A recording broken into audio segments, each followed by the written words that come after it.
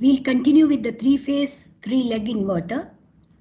In the last class, we had looked at star-connected load, and we had looked at the voltage levels in phase voltage as well as line voltage.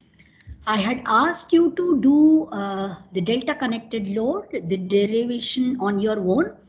Nevertheless, we'll probably take a quick look at the delta connected load as well for the three-phase, three-leg inverter. So we are looking at the three-phase legs looking somewhat like this. Okay.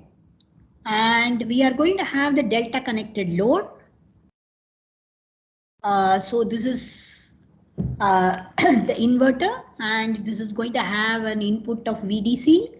And let me show the delta connected load here. So I'm going to have one load like this, one more load like this, and the third load like this.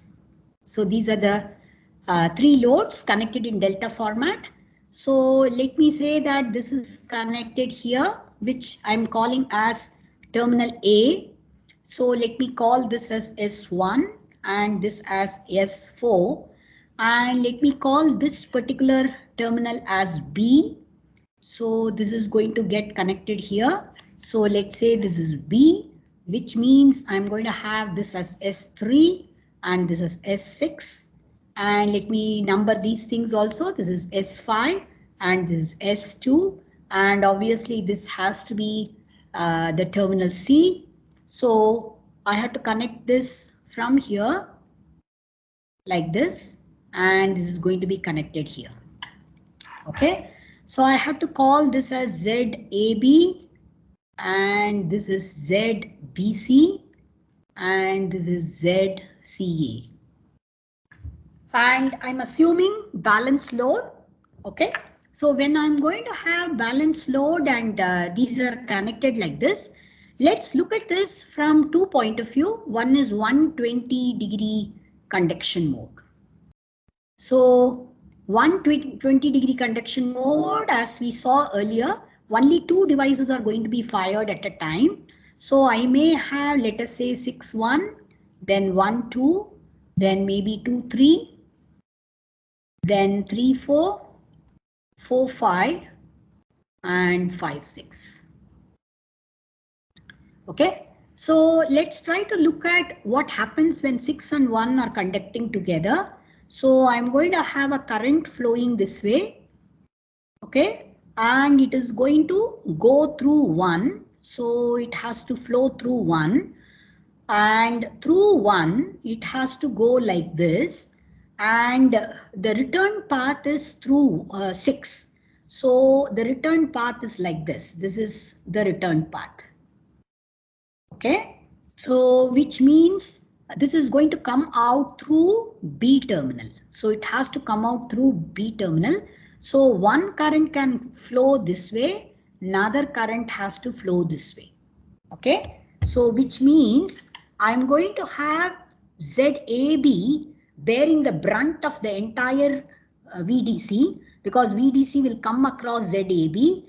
And VDC will also come across the series combination of ZCA and ZCB, because this is not even connected. This terminal is not even connected. So I am going to have VAB as VDC, and I'm going to have VAC and VCB, right? VCB. Rather, let me write it the other way around, probably, because I can write it like this, that VCA. So I'm going to have VCA and VBC. Both of them are going to be equal to minus half VDC. Half of VDC, but minus of that. Okay. So this is the way we are going to have. I hope you understand why we are getting it like this. We are actually having VAB, which is coming across ZAB to be the full DC voltage, whereas VAC is going to be half of VDC and VCB is going to be half of VDC. So I'm writing VBC is minus half VDC and my VCA is again minus half VDC. Okay. So let us look at 1 and 2 next. So if I try to look at 1 and 2, I'm going to have 1 which is connected to A phase and 2 which is connected to C phase. So VAC is going to have full voltage. So I will have VAC to be full voltage, which is going to be VDC, whereas VAB and VBC, that's what we are getting. So VAB equal to VBC equal to half VDC. Okay, this is the way we are going to get in this particular case. So similarly, I should be able to write it for 2, 3. So if we do it for 3 cases, I think we should be able to infer rest of the voltages also. So if I look at this, this is 2 and 3. 3 is belonging to B phase and 2 is belonging to C phase. So the current primarily is going to flow from B to C. Then the alternate path is from B to A and A to C. So I should write it like this, that VBC is equal to VDC, whereas VA, so I can write VAB equal to minus half VDC and AC. So that is actually equal to VCA. So I should say plus VCA or VAC. If I write, it should be plus VDC. So VCA should be minus half VDC. So now let's try to draw the waveform. So if I try to draw the waveform, I'm going to have this as omega t. Okay. So let me draw at least 6 intervals so that one full cycle is over. So 1, 2, 2, 3, 3, 4, 4, 5, 5, 6. So these are the 6 different things. So let me look at 6 and 1 conducting. VAB is VDC. So let me write this as VDC full. Okay, so let me draw it in a different color. So this is VDC full. And after that, VAB is becoming half VDC. So this is becoming half VDC. Then VAB is becoming minus half VDC. So this is the way it is going. So this is minus half VDC and this is going to be minus half VDC. Then after that 3 and 4 are conducting, clearly it is going to be VBA, that will be VDC. So obviously VAB is going to be minus VDC. So I will have something like this. So I can complete the waveform just by following the pattern. So this is the way it is. And from here it is going to jump like this. And then it will go to full VDC level. This is the way it is going to be. So the same, this is essentially VAB. What I'm showing as VAB. So the voltage between these two terminals. This is VAB. Now the next one is, let us say we want to draw VBC, for example. So VBC, even without looking at the waveform, I should be able to say this. If this is the zero crossing of VAB, I should have VBC 120 degrees shifted. So this is 60, this is 60, this is 120. So I should have actually something like this coming up. Let's verify whether we are getting a similar waveform. We will check it out. So this is how it will be. So I'm talking about this as VAB. So from this point, this should be 120 degrees shifted. Each of them is 60 degrees. So that is the reason why we can say that this is how the waveform should be. So we should have something like this coming up here. And this should be the way it is. So this is VBC. So if I try to look at VBC, let's look at the first waveform. VBC is minus half VDC. Yes, it is minus half VDC. Okay.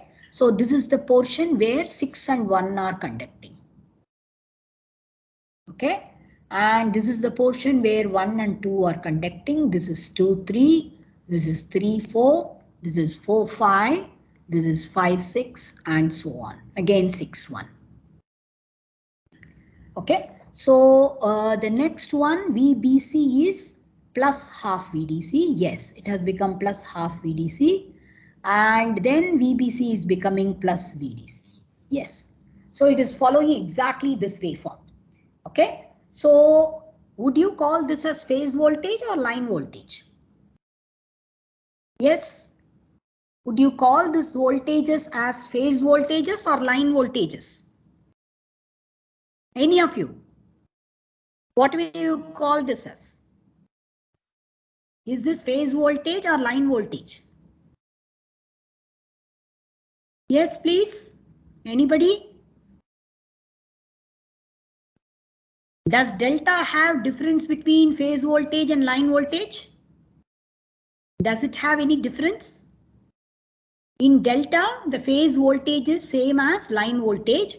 So that is the reason why these voltages are phase voltages as well as line voltages. There is no difference whatsoever.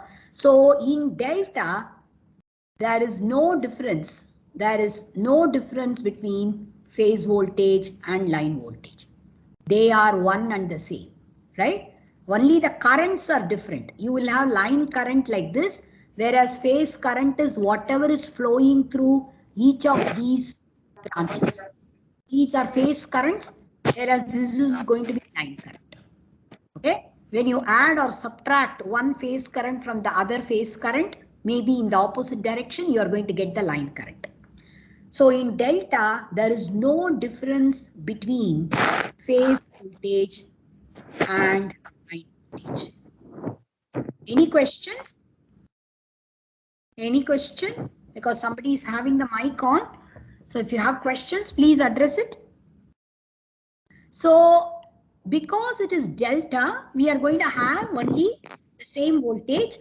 So very clearly you can see here you are going to have 4 levels: plus VDC, half VDC, minus half VDC and minus VDC. So you have 4 levels for 120-degree conduction mode. So let's try to look at now 180-degree conduction mode.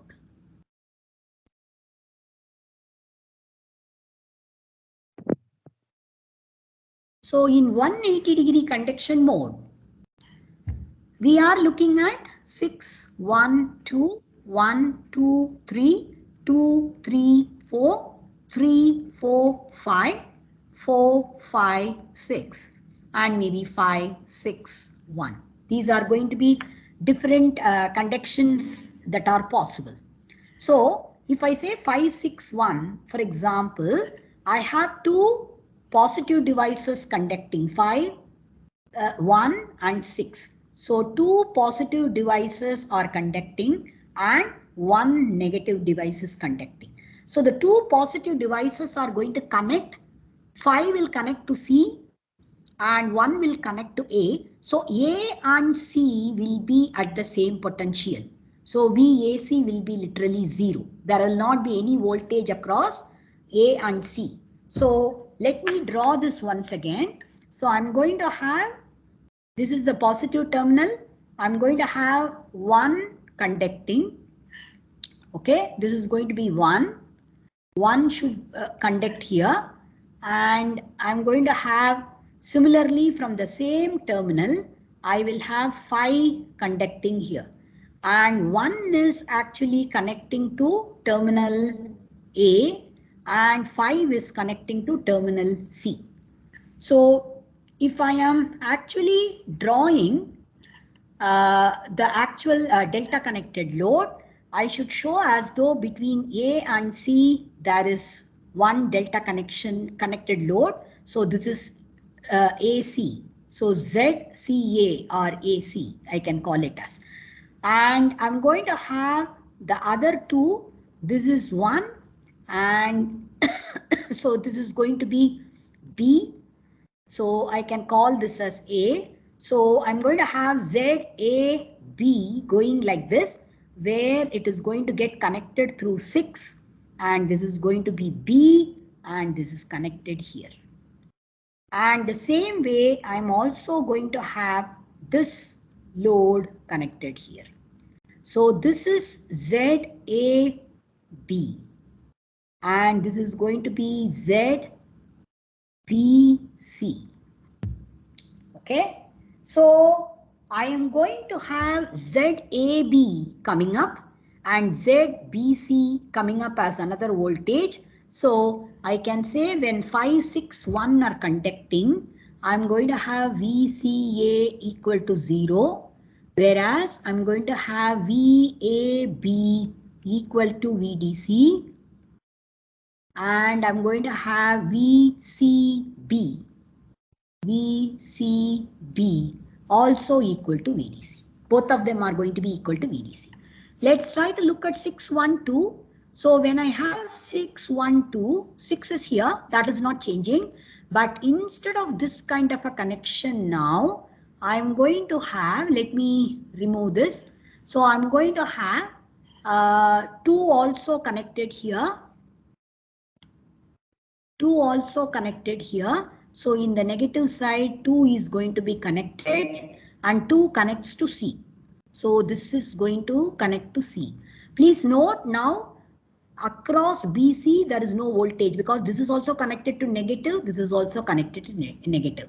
Whereas I'm going to have again one connected here and that one is going to connect to A.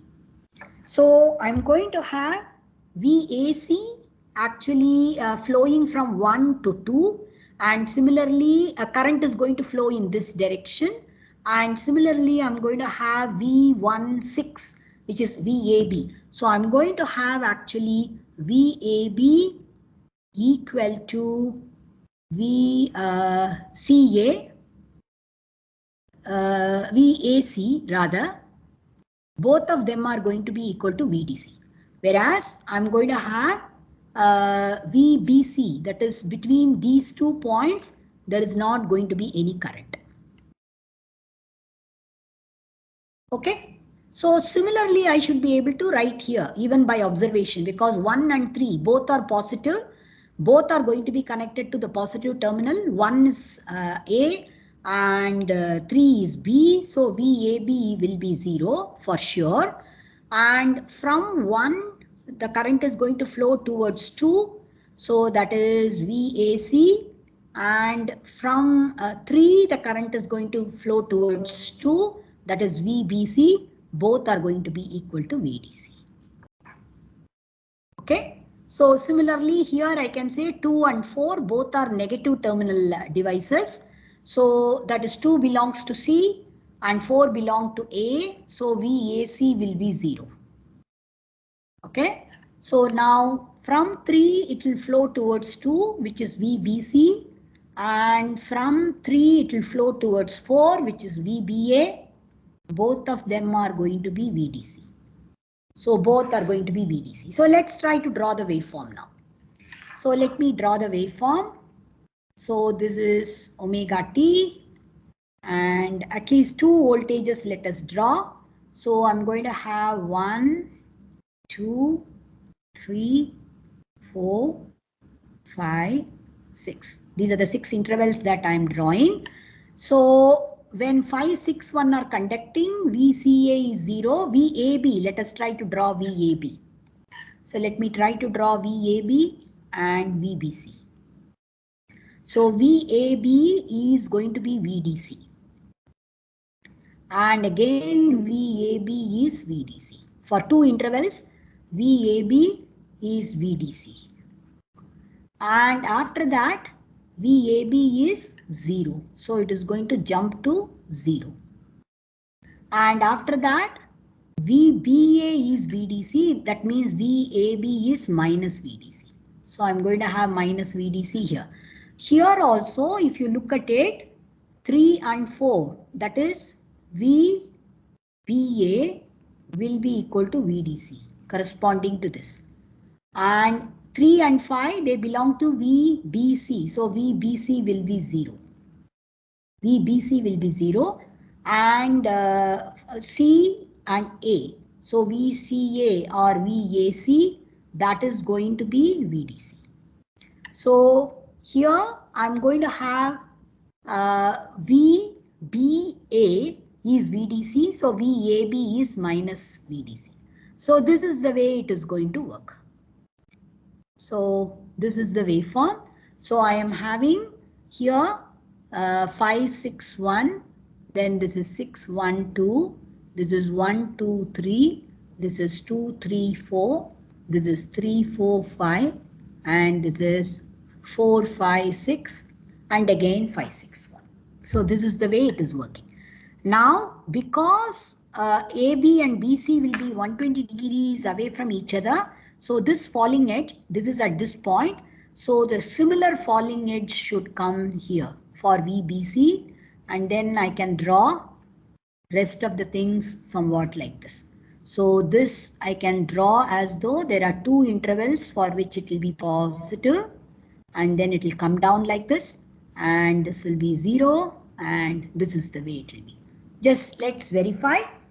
VBC, in the first thing, VCB is VDC, so VBC is minus VDC. So this is minus VDC, and this is going to be plus VDC, and so on. Okay, so delta connected load, the phase voltages and line voltages are the same. There is no difference whatsoever, but in 180 degree conduction mode, you are going to get 3 levels, whereas 120 degree conduction mode, you are going to have 4 levels. Okay, so this is a typical 3-phase inverter waveform for just 2 switchings for every cycle. We are having basically 5 switching here, right? 5 is switching here and 5 is turning off here. For example, like in this particular case, 1 is turning on here and 1 is turning off here. 4 is turning on here and 4 is turning off here. This is the way they are working. Okay. So this is essentially with minimum number of switchings. So rather than that, if we go with sinusoidal PWM scheme for 3-phase inverter. So if we employ sinusoidal PWM scheme for a 3-phase inverter, then we are going to actually have 3 voltages. So I will have A phase voltage somewhat like this. This is going to be my A phase voltage. This is with respect to omega t. Okay. So I will have to have a B phase voltage exactly 120 degrees shifted from this. So I'm going to have the B phase voltage somewhat like this. So this is the B phase voltage. And of course, C phase voltage will be somewhat like this. Okay. So these are the 3-phase voltages what I have got.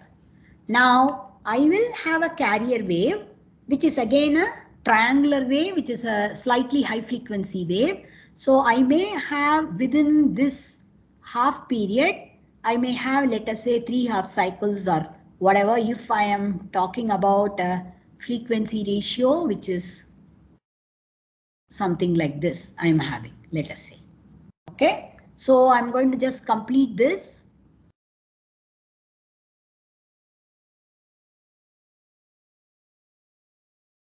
Okay. So it is starting from positive and it is ending in positive. So 1, 2, 3, 4, 5, 6.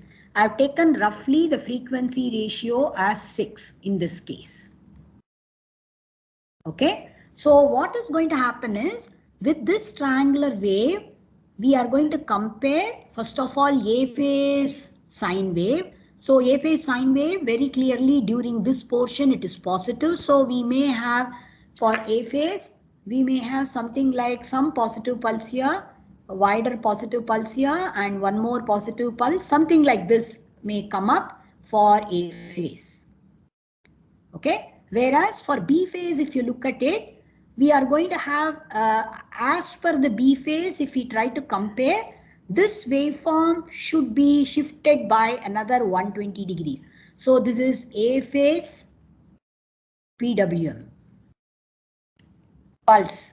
So if I try to look for B phase, I will probably have this starting from here and I will have a wider pulse here and one more pulse here. So I'm just showing the same thing shifted by 120 degrees because the sine wave is also shifted by 120 degrees. So I would have had here something like a negative wave, then I should have had a positive, something like this. So this is the way my B phase PWM will be. And similarly, the C phase will be shifted from the original B phase by another 120 degrees. So I'm probably going to have something like this here, the positive, then something like this will come up for C phase. So I am going to have basically three different sinusoids which are belonging to A phase, B phase and C phase respectively. They are going to be compared with a common carrier wave. And I use generally bipolar PWM. Or hardly ever we use unipolar. We tend to use bipolar PWM because we are going to have only one leg per every phase. So if I say that during this positive 1 is fired, during the negative side 4 is going to be fired.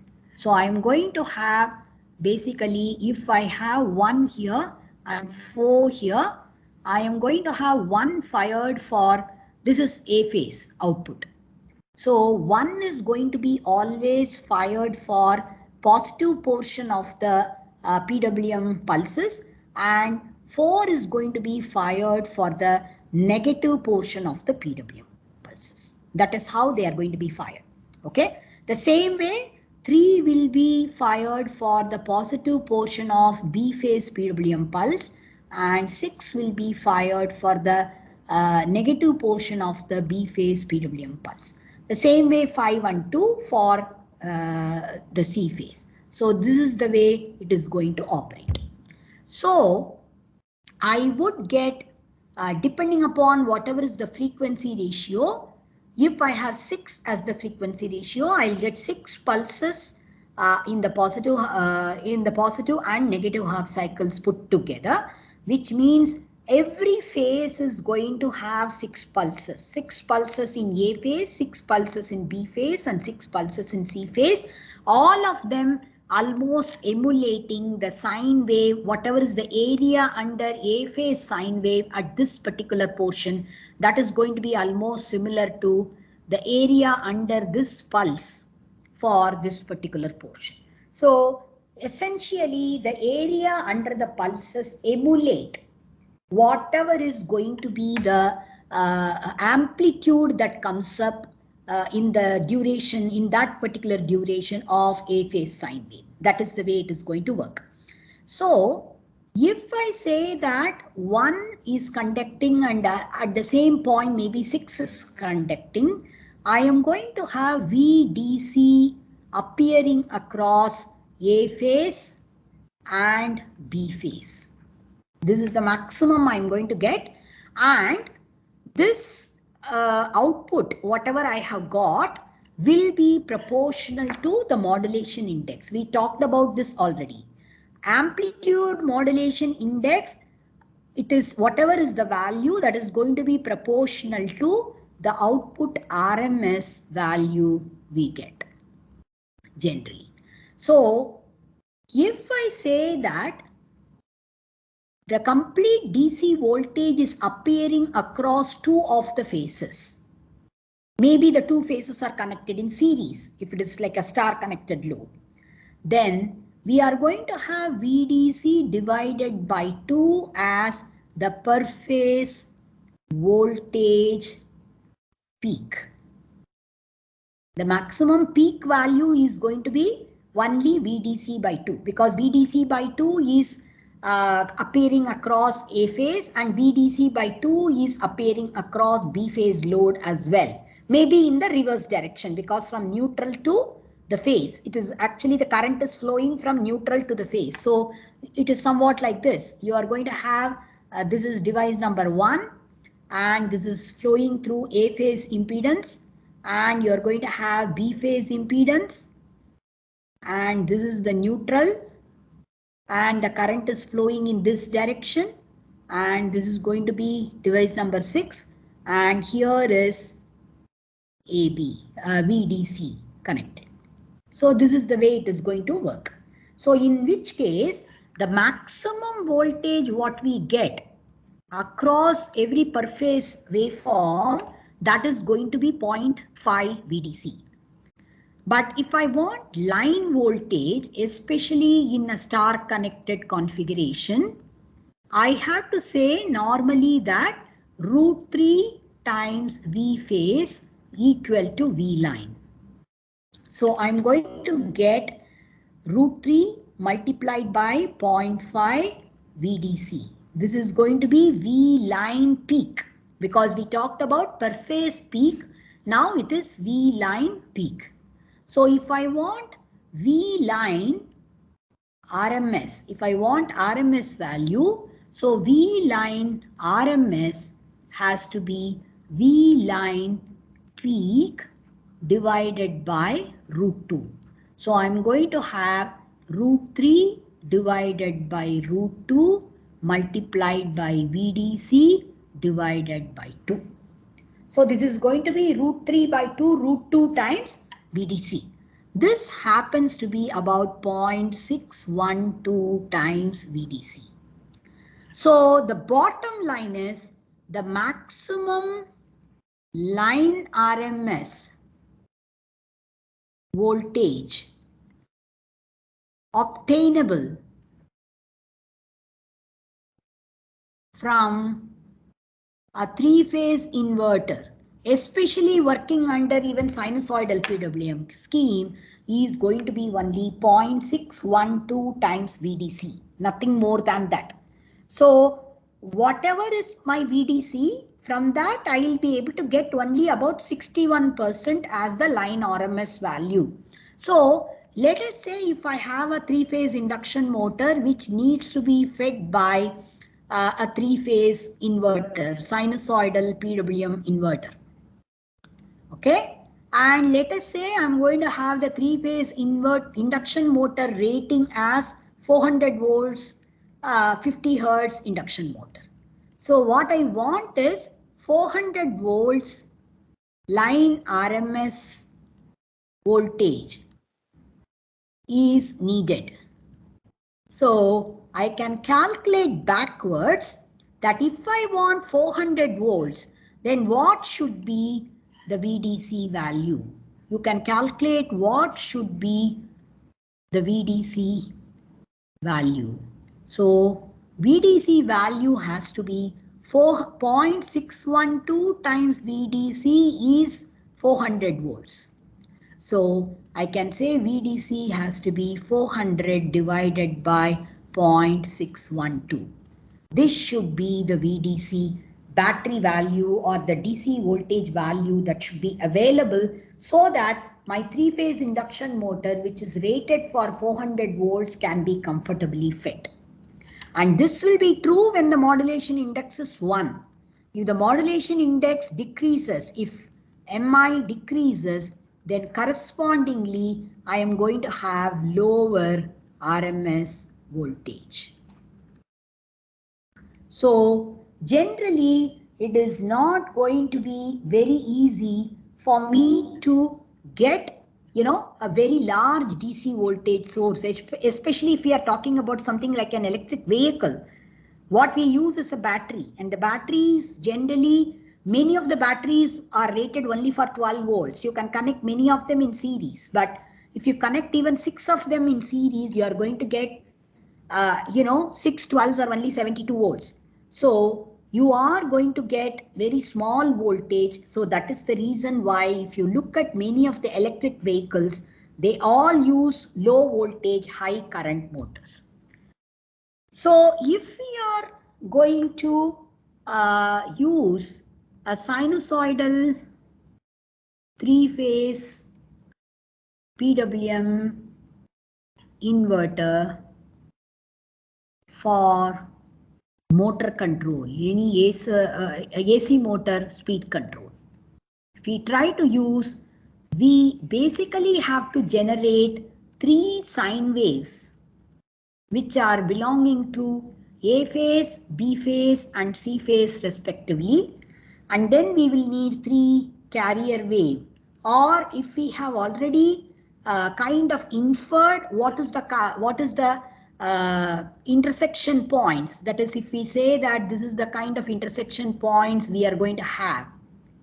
Okay, so if I am going to have what is the value of alpha 1, alpha 2, alpha 3 and so on, then I should be able to program it already so that exactly at these points, these intersection points at alpha 1, alpha 2 and alpha 3 and so on, I am going to turn on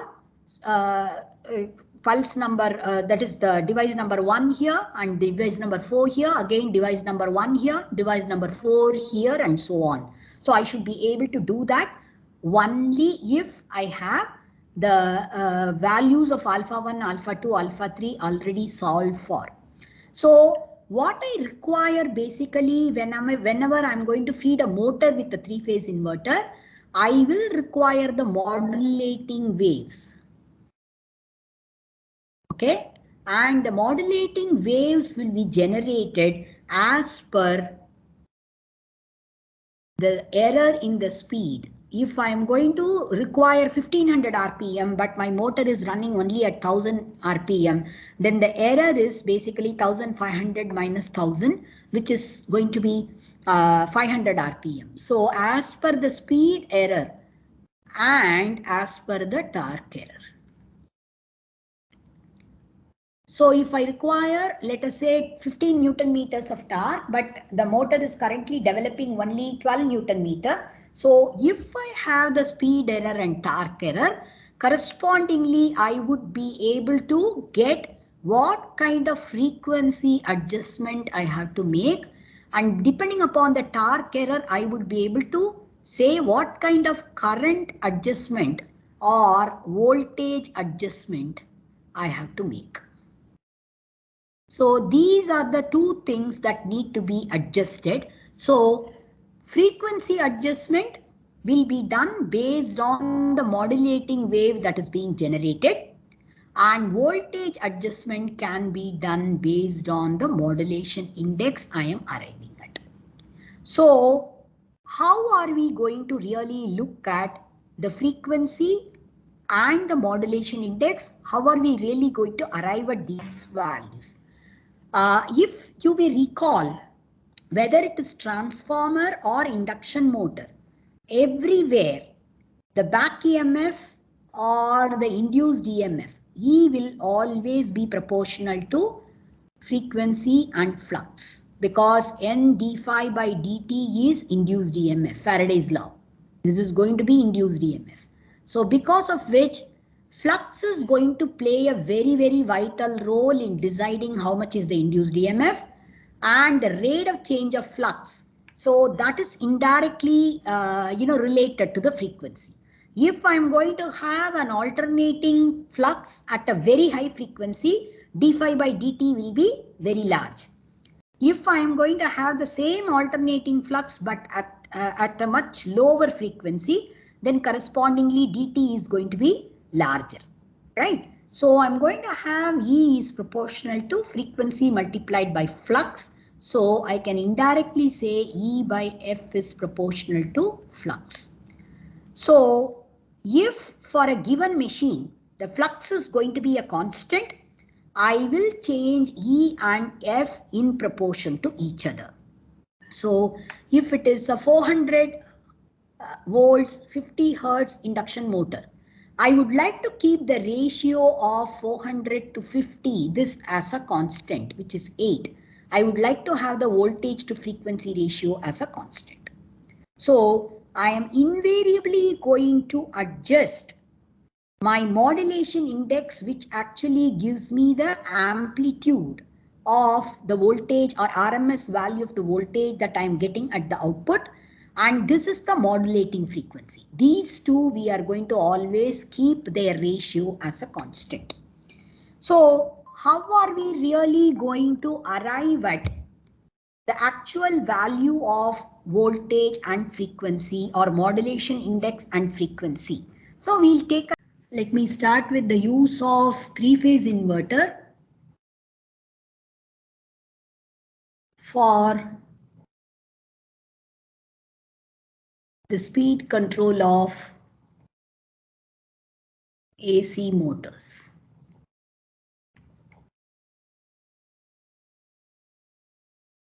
So the other day when I was talking about the use of three-phase inverter for speed control of AC motor, I was mentioning that whether it is a transformer or whether it is an AC motor, we always have the equation N d phi by dt is going to be equal to the voltage induced.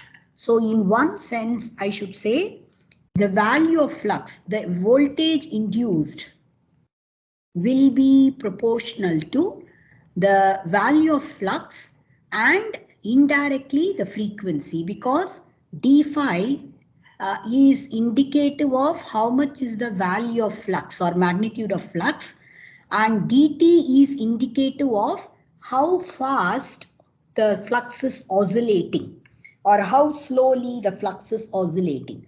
So if I have a higher rate of change of flux, I'm going to have a higher voltage, which means the frequency is more, I'm going to have more amount of voltage induced.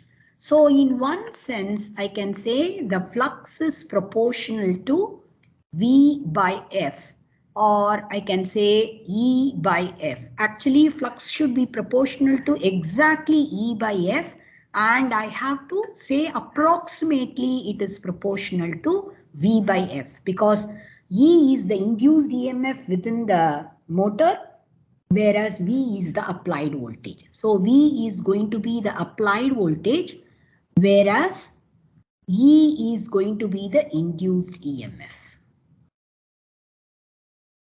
Okay, so in which case, if I want to keep the torque capability of a machine, so I can say torque multiplied by omega is going to be the power in an electrical machine. Okay, in a motor, an electric motor.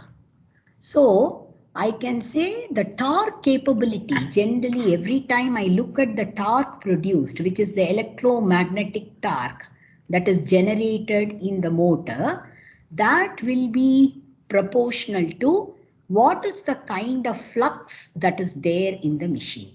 And based on the flux, there may be an induced EMF. The induced EMF will circulate a current, for example, in an induction motor in the rotor circuit. So this will be proportional to phi multiplied by I. In the case of DC motor, we say it is phi multiplied by IA. In the case of induction motor, we might call it as phi multiplied by IR. So if I say it is induction motor, I'm going to write this as the torque is proportional to phi multiplied by IR. If it is DC motor, of course, we are not talking about DC motor in detail here because we are talking about inverter. So DC motor, you might just say that TE is proportional to phi multiplied by IA. And if you are talking about a synchronous motor, you would normally say it is proportional to, again, the flux in the air gap, which may be dependent upon the field current and multiplied by whatever is the armature current. So this is what we normally write all the time. So the flux plays a very, very vital role in deciding what is the kind of torque that is produced. So generally, the tendency of the controller will be to keep the flux value as a constant as much as possible, so that the torque producing capability is not compromised. TE capability is not compromised, or it is retained. So if I have to keep the flux as a constant, because the flux is decreased, torque capability will be decreased. If the flux is increased, if I try to increase the flux, then saturation will come into picture.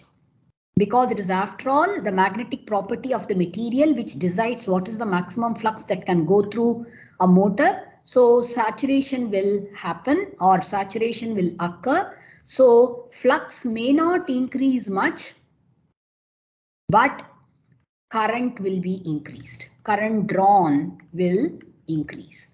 So that is going to be a major problem because it will overload the inverter, it will overload the power supply.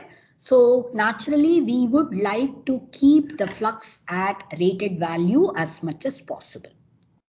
Okay.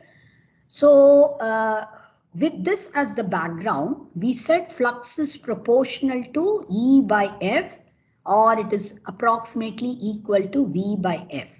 So when we control an induction motor, for example, with an inverter, we would like to keep V by F ratio as a constant so that flux is maintained at rated value. So in this particular case, if we want to keep the V by F ratio as a constant, frequency is the modulating frequency of the inverter.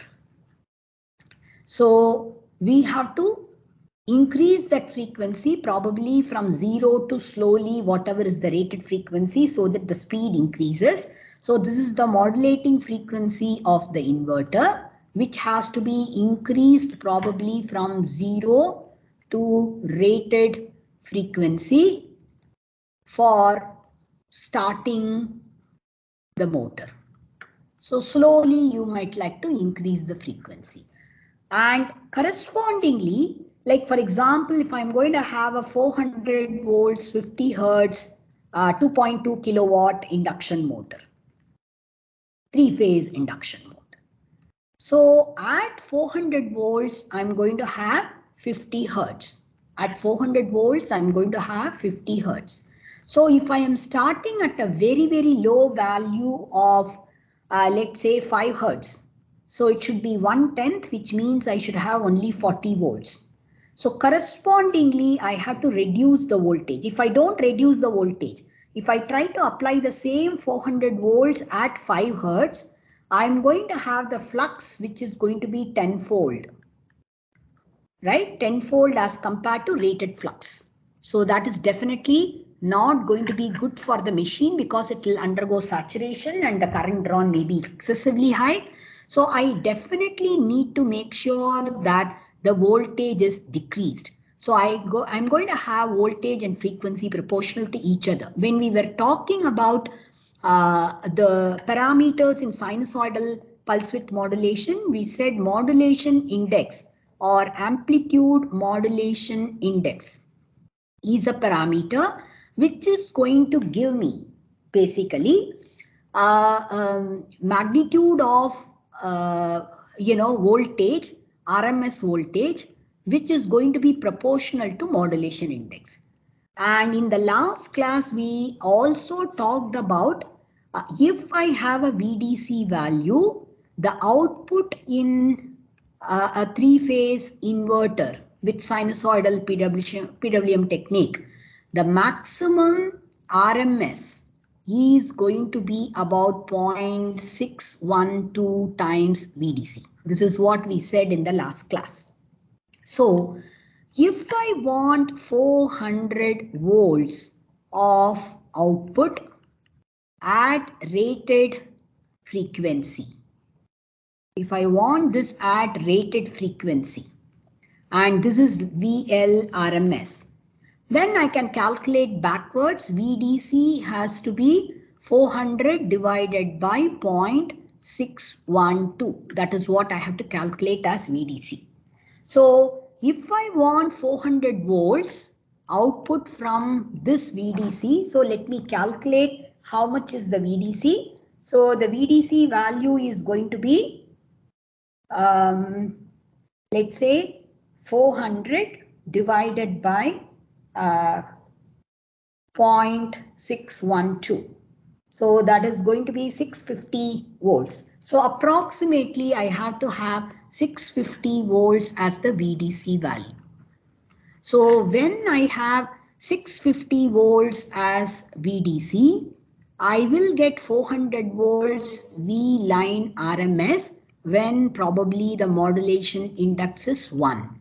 So correspondingly, I can say I will get 200 volts when modulation index is 0.5. And I might get 40 volts only when the modulation index is close to 0.1. So when I control an induction motor, I am going to essentially vary the modulation index and modulating frequency proportional to each other. So for this, generally the control configuration will be somewhat like this. I am going to have a reference speed to be reached, and I'm going to sense what is the actual speed, probably using a tacho generator or something like that. So this is going to give me what is omega actual speed sensing I will do, and whatever is the difference that is going to come out, this is the speed error. The speed error will be passed through a speed controller, and the speed controller could be a simple proportional controller or something. If the speed error is so and so, then you increase the torque by this much or decrease the torque by this much. So if the speed error is 100 RPM, then increase the torque from the current value by 1 Newton meter, 2 Newton meter, whatever. So this is going to indirectly tell us what is the reference speed, reference torque. So the speed controller is going to set what is the reference torque. Now, this reference torque value indirectly will be actually compared with what is the load torque, because definitely your induction motor will have some load on its shaft. So this is going to be compared with the load torque. The difference between these two, let us say, goes to something like torque controller. So this is going to be the error in the torque. What I get here, let me call this as delta T, and that is going to go towards a torque controller. Now the torque controller actually is going to tell me how much should be the current that should be flowing, or what should be the kind of flux I should be having. So this is indirectly going to set. All of you know that in an induction motor, if I try to plot the slip and the torque, right, I'm going to have, let us say, the slip increasing from 0 to 1 in this direction. So this is the synchronous speed, and this is going to be 0 speed. So this is 0 speed, whereas slip is equal to 1. And speed is synchronous speed, and we are going to have this as the slip torque characteristics. So it is going to be proportional to the torque it is delivering. So indirectly, this is going to decide, if I know what is the torque I need to develop, that is going to decide what is the slip. So if I know the slip and slip speed, if I calculate and then I add it with what is the omega actual value. So omega actual is coming from the induction motor. So I'm going to add these two. So what comes out here is going to be the omega or frequency at synchronous speed value. So once I have that, I should be able to calculate from here frequency and modulation index calculation.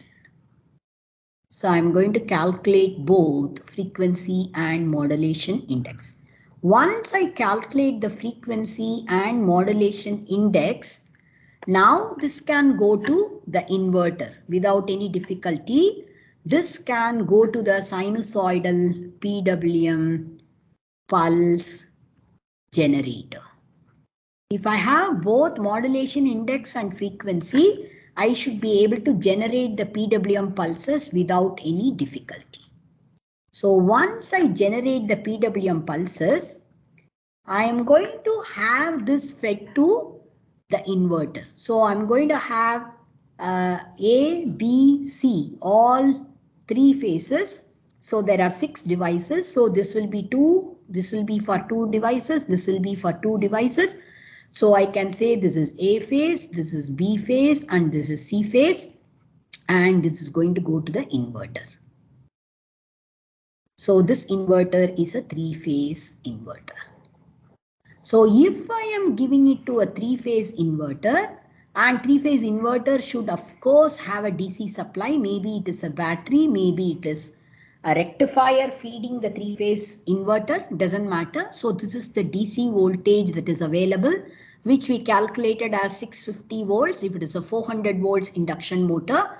So this is going to go to the induction motor.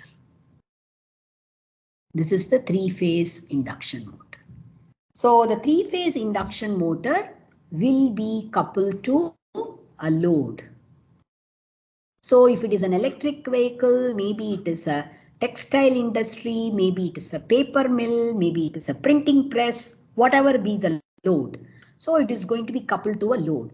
Now from here, I should be able to get both the things. What is the load torque and what is the speed? So I would say this is torque and speed sensing. So I may have torque and speed sensing, which is going to be done from here, and that will go as input first of all to the load torque, what I am getting here. So this is the load torque. And the second thing what I'm going to have is this particular value of speed which is going here. So this is omega actual or omega r. I can say this is the rotor speed. So I can simply say this is the rotor speed that is going here. And from here, it is also going to go to this omega actual portion. So from here, it can also go to omega actual, which is, so this actually kind of is a scheme, I would say, where you would be able to modify the voltage applied as well as the modulation index, voltage applied as well as the frequency. So this is going to be corresponding to 25 Hertz. This is 50 Hertz. And this is 5 Hertz. So voltage and frequency are modified at the same time by making use of the sinusoidal PWM pulse generator. So the sinusoidal PWM technique is very, very commonly used for arriving at, the required speed by varying the frequency of an inverter which is feeding the induction motor. So this is typically one of the schemes, sinusoidal PWM scheme is one of the schemes that's very commonly used for controlling the speed of the induction motor. So this is essentially for speed control of a three-phase induction motor. Okay, so you would be able to control the speed of a three-phase induction motor quite easily by using a sinusoidal PWM technique if you have the DC voltage and if you have the appropriate value of DC voltage and if you have the three-phase inverter which is made up of devices which can turn on and turn off faster by making use of the sinusoidal PWM technique. Any questions on this? I hope you are aware of three-phase induction motor and its working principle because we are essentially using that here to understand how a sinusoidal PWM inverter can be used for the control, speed control of a three-phase induction motor. Okay, so if I have, let us say, the reference speed of the induction motor, I want to have it around, say, 2900 RPM.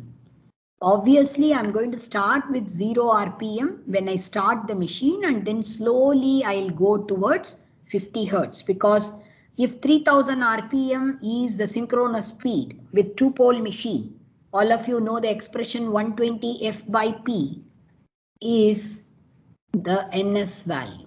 120 F by P is the synchronous speed value in RPM.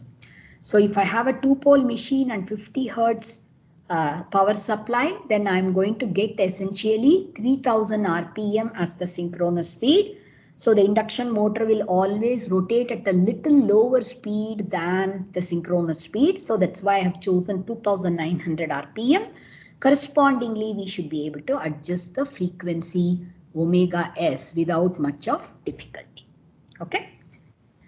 So having said that, there is one more type of voltage and harmonic control scheme. Voltage and harmonic control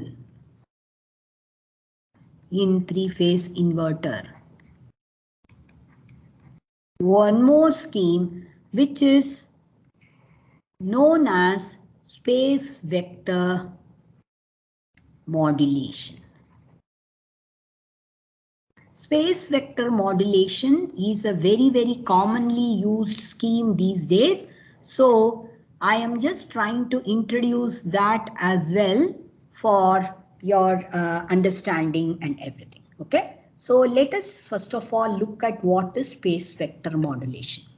Space vector modulation actually looks at different switching states of the inverter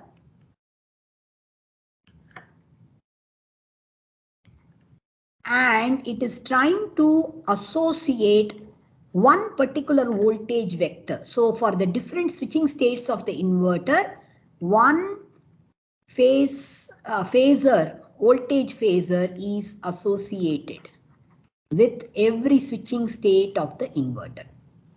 Okay, so let us try to look at, so we are going to associate one voltage phasor. So voltage phasors are associated with each of the switching state. So let's first of all draw the three-phase inverter, and from that switching state, how we are going to generate any voltage that we require. That is what I'm going to tell you in this particular section regarding the space vector modulation. So I am going to have 6 switches the same way what we had drawn earlier, but each switch is basically an IGBT or MOSFET along with the feedback diode. So I'm going to call this as S1 and this as S4. And this is going to be S3 and this is going to be S6 and this is going to be S5 and this is going to be S2. So I am looking at three-phase star connected load. So I have 1, 2 and 3. These are the 3 loads that are connected. It could be an induction motor. All the 3 phases will have a balanced impedance. If it is a synchronous motor also, I'm going to have balanced impedance. And this is VD, DC voltage. Okay. So if I may call this as ZA, ZC, this is ZA and this is ZB. And I'm going to call these three terminals as A, B and C. And this is the neutral. Okay. Now let me take the switching combination, for example, 6, 1, 2.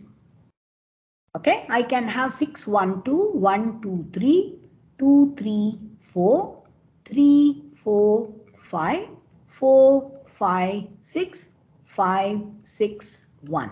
If I assume at least 3 switches are going to be on, these are going to be the 6 possible states of the inverter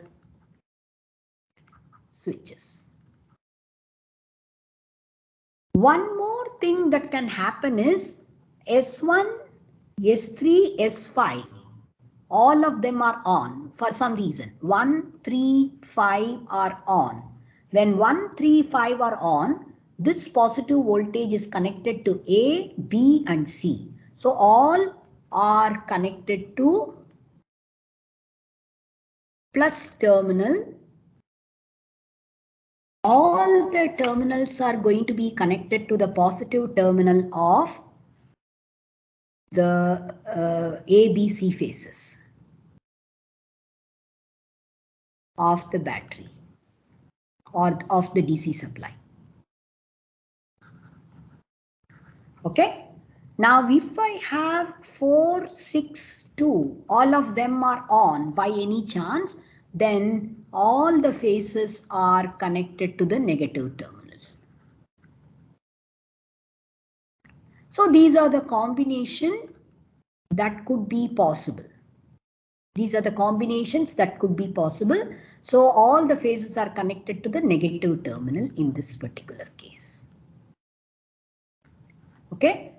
Now normally whenever we draw the voltages, we may draw VA along 0 degree and VB along minus 120 degree and VC will be along plus 120 degree. This is the normal positions of VA, VB, VC, because VA generally we will indicate as some V magnitude with angle 0 degree.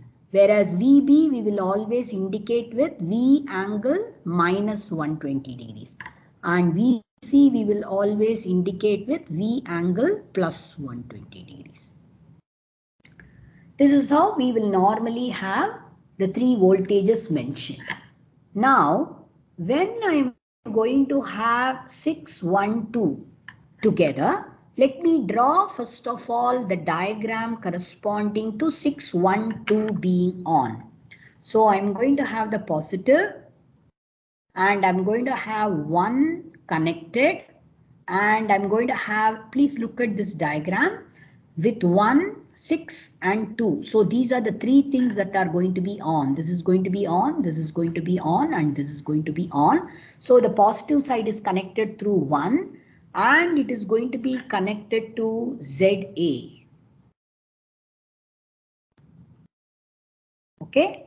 And if you look at the return is 6 and 2. So we are going to have 6 and 2 coming through ZB and ZC. So this is ZB and this is ZC and we are going to have this connected through 6. 6 is in the negative side of B phase and 2 is going to be in the negative side of C phase. So these two are connected together to the negative. So this is the way ZA, ZB and ZC are connected when I have 6, 1, 2. So this is corresponding to 6, 1, 2 being on. This is VDC and if I assume that there is a current I flowing through this will be the current and this will be I by 2 and this will be I by 2. Both of them will be half the total current. So I'm going to have ZA having twice the voltage as compared to ZB and ZC. So I'm going to have voltage drop across ZB is going to be twice the voltage drop across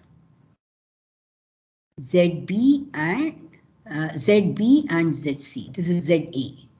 Voltage drop across ZA because the current is twice. So this is going to be twice this. And please note also that if I call this point as A is going to be at a higher potential than the neutral. Whereas here the current is flowing in this direction, which means neutral is at a higher potential than point B or point C. Both of them are going to be at lower potential. So VA, if I call this as 2 by 3 VDC, because I have to have voltage drop across ZA plus voltage drop across ZB or ZC should be equal to VDC. So this is twice and this is one time. So I should have VB and VC as minus 1 by 3 VDC. Only then I'm going to have the total to be VDC. So now having said that, let me try to draw this in this vector diagram. VA is going to be 2 by 3 VDC. So let us say this is 2 by 3 VDC. Okay. And I'm going to have, this is 2 by 3 VDC. And I'm going to have VB and VC to be minus 1 by 3 VDC. So if it is positive, it would have been along this direction. Because it is negative, I have to draw it along this direction, which is minus VB. So this will be minus 1 by 3 VDC equal to VB. And similarly, I'm going to have this side. I'm going to have again this to be minus 1 by 3 VDC, which will be equal to VC. Now, when I add all of them, this angle, what I get here will be how much? Because this is 120, right? And this has to be 60 degrees. The same way, this angle also has to be 60 degrees. So I should say sum of VA, which is 2 by 3 VDC, plus VB, which is minus 1 by 3 VDC, and VC, which is again minus 1 by 3 VDC. All vectors, if I try to add, I should add them with 2 by 3 VDC plus 1 by 3 VDC cos 60 plus 1 by 3 VDC cos 60. This is how it is going to be. Cos 60 is half, so I will get 2 by 3 VDC plus 1 by 3 VDC as such, so which will be VDC itself. So I will get, when I turn on ZA, ZB and ZC by turning on 1, 6 and 2, then I'm going to get a voltage, which is the resultant voltage will be along this direction, which will be equal to VDC. This is what is the inference we get when we have 612. So this is going to be VDC angle 0. This is the conclusion we get in terms of what is the value of voltage we are getting. So that is going to be VDC angle 0. Now, if I try to look at the second position, which is corresponding to 1, 2, 3. Let me draw the diagram once again for 1, 2, 3. So when I draw the diagram corresponding to 1, 2, 3. Okay, so let's draw 1, 2, 3. So for this, I'm going to have this as VD. And I'm going to have basically 1, 2, 3. So I should have, this is 1 and this is 3. Both are positive devices. And 1 is going to connect to ZA. And 3 is going to connect to ZB. And 2 is going to connect to ZC.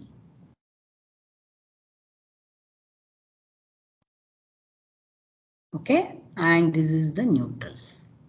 So I am going to have voltage drop across ZA. So if I may call this as I will have I by 2 here and again I by 2 here. So I'm going to have voltage drop across ZA is going to be equal to 1 by 3 VDC positive. And VZB is also going to be equal to 1 by 3 VDC. Whereas VZC is going to be equal to minus 2 by 3 VDC. So let me again draw those here. This is VZC, which is going to be now taken all the way to 2 by 3 VDC. And ZA and ZB. So this is VA and this is VB. So when I add them again, I'll have 60 degree on this side and 60 degree on this side. So I'm going to get the resultant voltage as somewhat like this, which will be again VDC. So I'm going to get this as 1, 2, 3 when I have the resultant will be VDC minus 60. The same way you should be able to get what is the voltage for 234, 345 and so on. So you will get actually, if I draw this entire thing as diagonals of a hexagon, I will get this as V angle 0, which is corresponding to 612, and I'm going to get this as V angle, this particular thing as V angle 60 minus 60, which is going to be actually corresponding to 123. This will be V angle minus 120, and this is going to be V angle 180 or minus 180, and this is going to be V angle 60, and this is going to be V angle 120. So I'm going to get the 6 vectors corresponding to 612, 123, 234, 345, 456 and 561. All of them are going to be respectively VDC 0 degree. This is minus 120 degree. This will be VDC 180 degrees. And this is going to be VDC, which is actually 120 degrees plus 120 degrees, and this will be VDC 60 degrees. Whereas when I have 135 or 462, by chance if all these 3 devices get turned on, there is hardly any voltage applied because A, B and C, all of them are at the same potential. So this is also 0 voltage and this will also be 0 voltage. So both these things are going to be 0 voltage application is going to take place.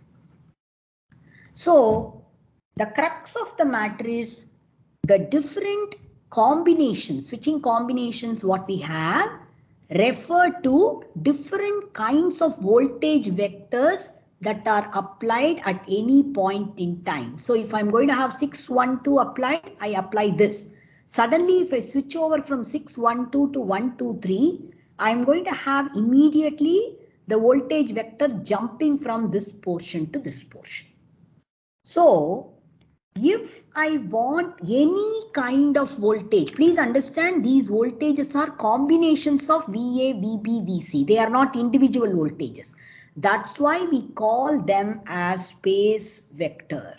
So a space vector is a combination of, it is a combination of VA, VB, VC phasors or complex numbers.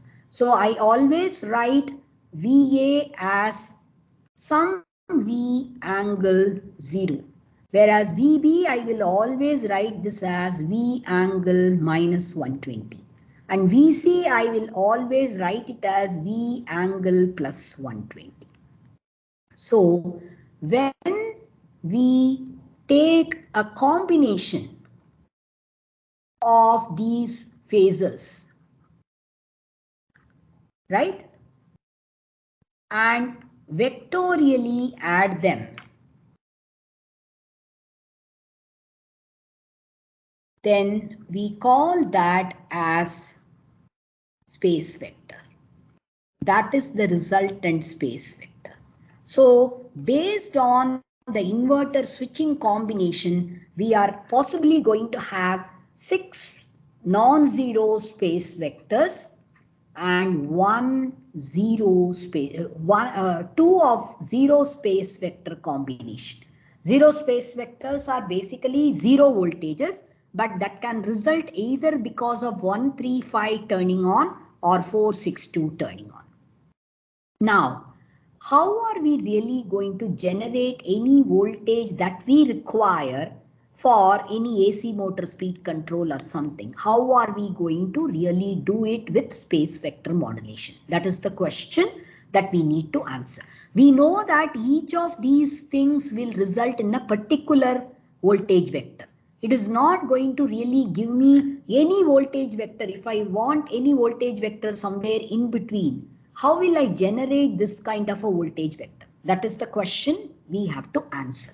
So a combination of VA, VB, VC, which might lie arbitrarily in some place or the other with different types of magnitude, how are we really going to achieve that kind of a voltage vector using this kind of a combination?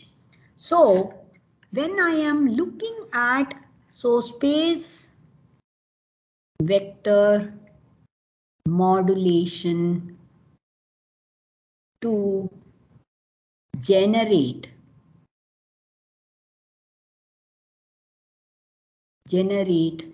a particular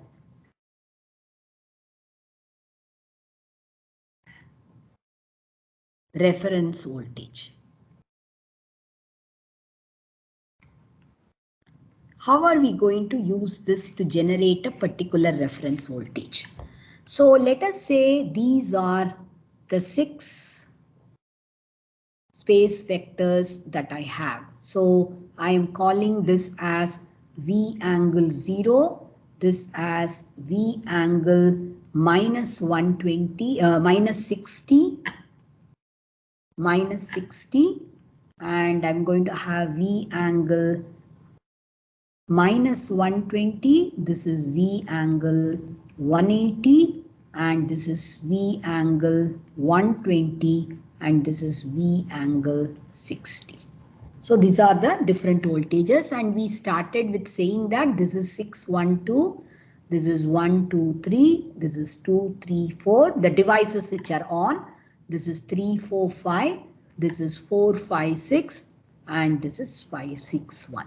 These are the different devices that are going to be on to generate this particular voltage vector.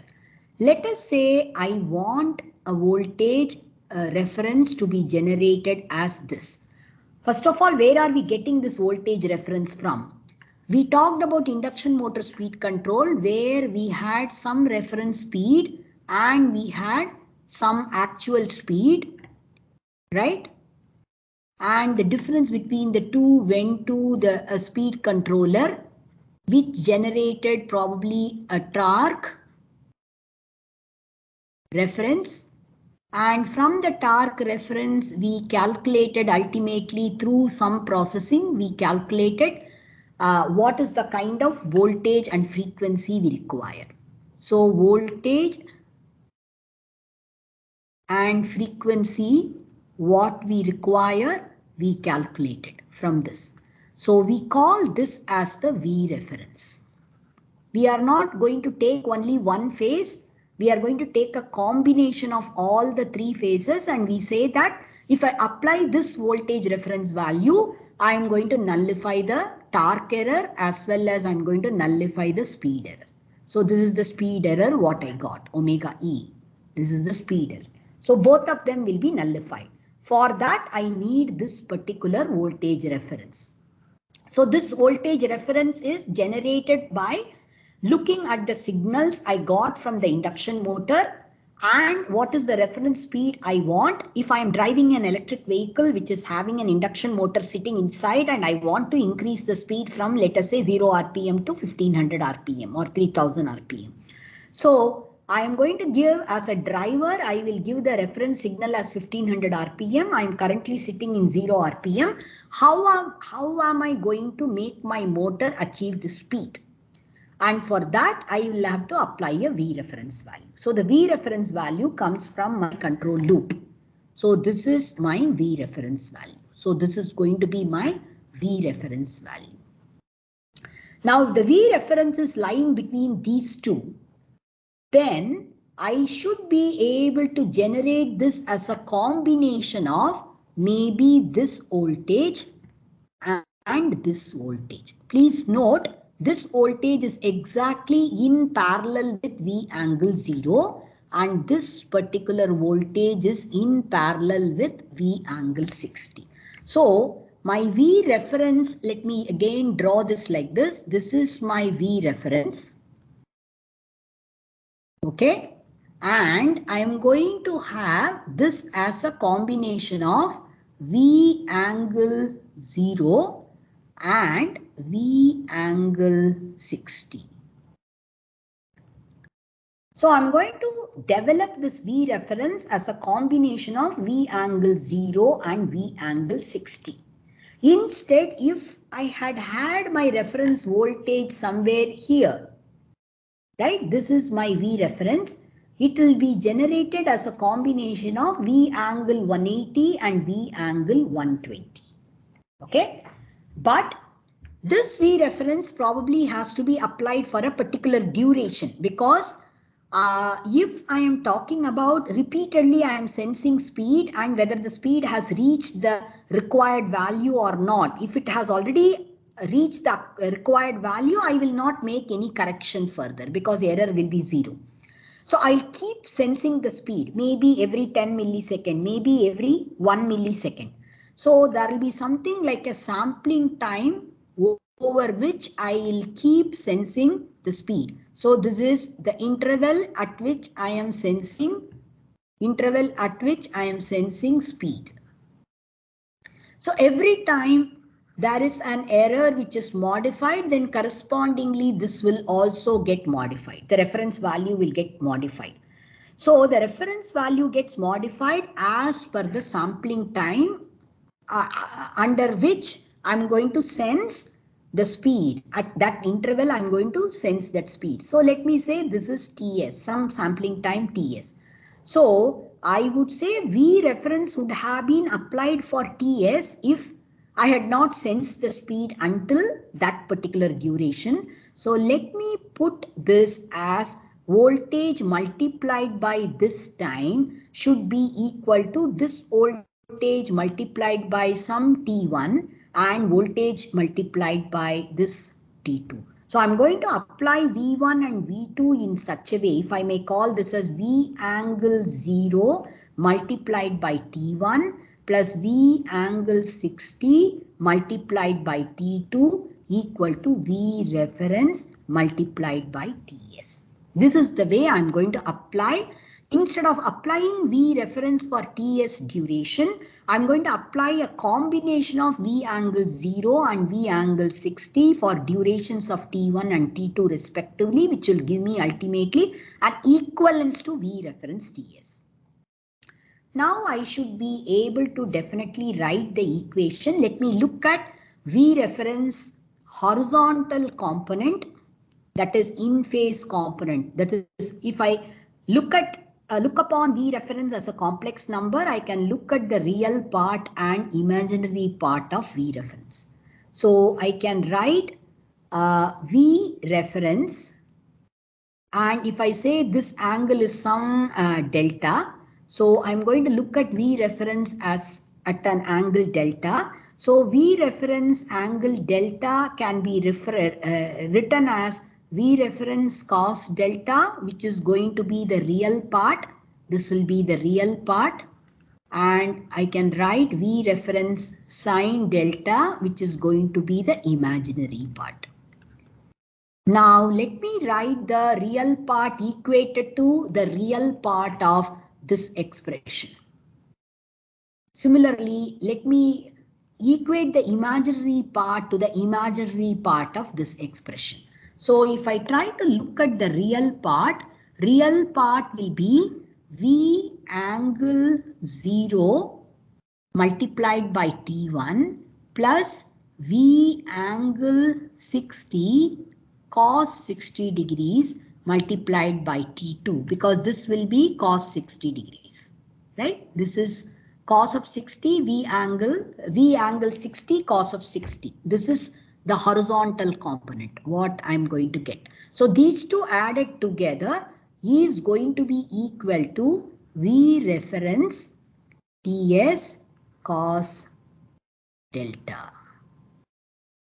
Okay. And similarly, the other one what I have to write is V angle 0 is not going to contribute to the vertical component at all because it's only horizontal component, but V angle 60 sin 60 multiplied by T2 is going to be equal to V reference Ts sin delta. So what I am getting as the reference here is not just a magnitude, it is going to have a phase angle, because I told you V reference can lie here, V reference can probably lie here, V reference can lie here, anywhere. So V reference comes with an angle delta. It doesn't come only with the magnitude, it is going to come with an angle delta. So V reference angle delta will have the real and imaginary part, which we are associating with cos delta and sin delta. So that is how we got these two equations. So there are two equations, right? And we are going to have two unknowns, which are basically T1 and T2. So we will get what is the duration for which I have to have 6, 1, 2 on, and what is the duration for which I should have 1, 2, 3 on, or the other way round, 5, 6, 1 on, because V angle 60 we have taken. Okay, so we will be able to determine for what duration we are going to have V angle 0, that switch combination on, and for what duration we are going to have the combination corresponding to V angle 60 on. So I will have T1 plus T2 may not be equal to Ts. Rather, T1 plus T2 will be in all probability less than Ts. So we will write for the leftover duration, we will apply zero vector, zero voltage vector. So the zero voltage vector correspond to either 1, 3, 5, all of them on. This is one combination of zero vector, or I will have 4, 6, 2, all three of them on. So we will write T1 plus T2 plus T0 will be equal to Ts. T1 corresponds to V angle 0, T2 corresponds to V angle 60, and T0 corresponds to V0, which is the zero vector. So whenever we are wanting to have V angle 0 on, that is, we are going to have 6, 1, 2 on. Whereas when we want to have T2 on, we will have actually 5, 6, 1 on. Whereas when we want V0 on, then we may have either 1, 3, 5 or 4, 6, 2 on. So this is basically how you can generate any voltage vector within this 360 degree, span, and any value which is less than VD value. VD is the DC voltage value, the maximum voltage you can get. Anything less than VD you will be able to obtain at any angle based on the space vector modulation technique. So the space vector modulation now is the backbone for all the drive control, all the AC motor control. So it plays a very, very vital role in all the industrial drives as well as in electric vehicles and so on. So that is the reason I thought I should introduce this